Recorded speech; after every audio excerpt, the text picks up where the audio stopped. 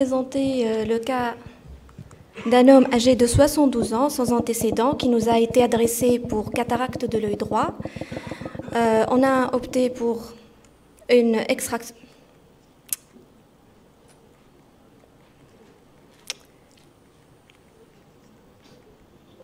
Je m'excuse.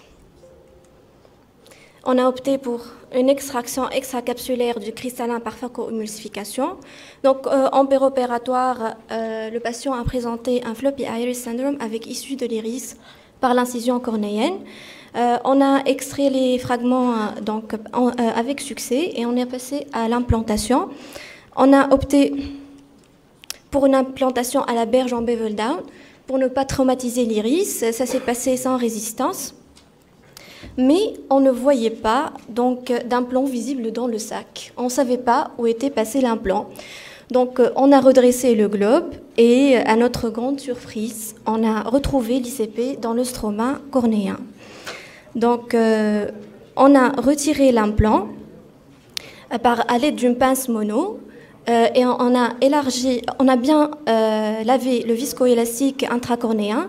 On a élargi l'incision, on a implanté dans le sac et on a mis une bulle d'air en chambre antérieure et on a fermé par 4 points cornéens. Voici, je m'excuse. Voici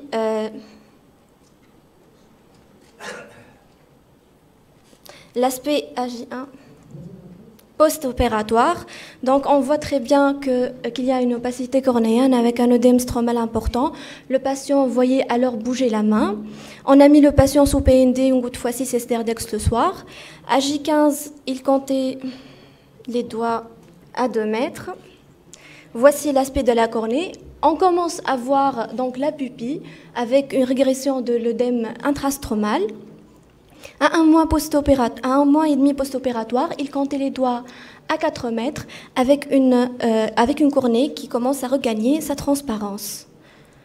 Donc voici une coupe OCT à un mois post-opératoire qui montre très bien le clivage intrastromal et le début de cicatrisation, avec une épaisseur cornéenne au niveau du centre de la cornée assez satisfaisante à 560 microns. Donc voici une vidéo regroupant les coupes OCT, on voit très bien le clivage intrastromal avec une diminution de l'épaisseur et une cicatrisation qui va de l'axe visuel vers l'incision. Donc l'injection intracornéenne de l'ICP est une complication rare. En effet, deux cas seulement ont été décrits dans les littératures en 2008 et en 2015.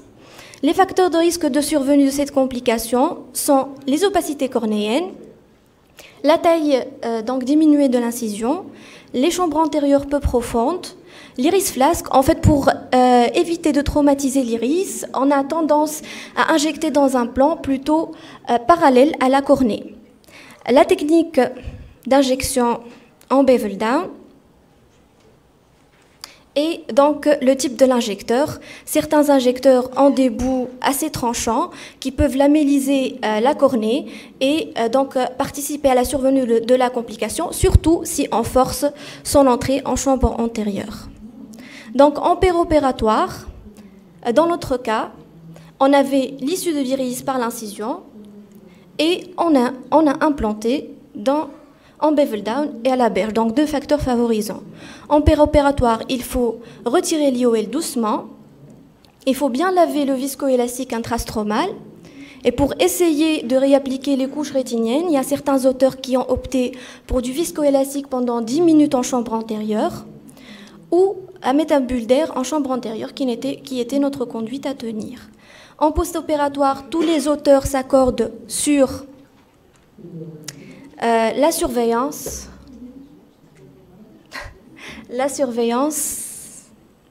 et sans geste